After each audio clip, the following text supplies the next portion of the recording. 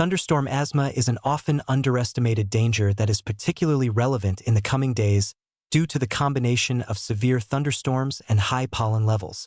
This rare but potentially life-threatening phenomenon can affect even those who have never experienced asthma symptoms before. The most alarming aspect is that the sudden increase in airborne allergens can trigger severe respiratory distress and asthma attacks within minutes, often without warning. The problem begins with the atmospheric changes brought on by a thunderstorm. During warm weather, pollen grains are often carried into higher air layers. However, when a thunderstorm approaches, strong winds and the sudden drop in temperature bring these particles back down. At the same time, the increased humidity causes pollen grains to absorb water and burst open. This process releases tiny, invisible particles that can penetrate deep into the lungs, far deeper than regular pollen. These microscopic allergens cause severe irritation in the airways and can trigger intense asthma attacks in sensitive individuals. The consequences can be dramatic. Sudden shortness of breath, coughing fits, wheezing, and a tightness in the chest are typical symptoms. The most concerning factor is that even people without a known history of asthma can be affected. Those who suffer from allergic rhinitis or hay fever are at higher risk since their immune systems are already sensitized to these allergens. However, the most vulnerable group consists of asthmatics whose condition is not well controlled.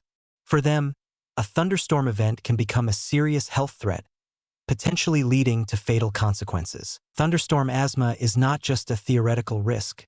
It has already caused mass medical emergencies. One of the worst recorded incidents occurred in 2016 in Melbourne, Australia, where thousands of people experienced severe respiratory problems within a few hours. Many required intensive medical care, and some even lost their lives due to the sudden allergic reaction. Such events demonstrate that thunderstorm asthma should not be taken lightly. Preventative measures are therefore crucial. People with known allergies or asthma should closely monitor weather forecasts and move indoors at the first signs of a thunderstorm. Keeping windows and doors closed can help reduce exposure to fine allergens. Those with asthma should always have their inhalers on hand in case of an emergency. Even individuals without pre-existing conditions may benefit from staying indoors during a storm, particularly when high pollen levels have been predicted. Yet, a major issue remains. Many people are unaware of the risk. Thunderstorm asthma is often underestimated because it only occurs under specific conditions. But it is precisely this unpredictability that makes it so dangerous. A seemingly harmless summer storm can become a serious health threat for sensitive individuals.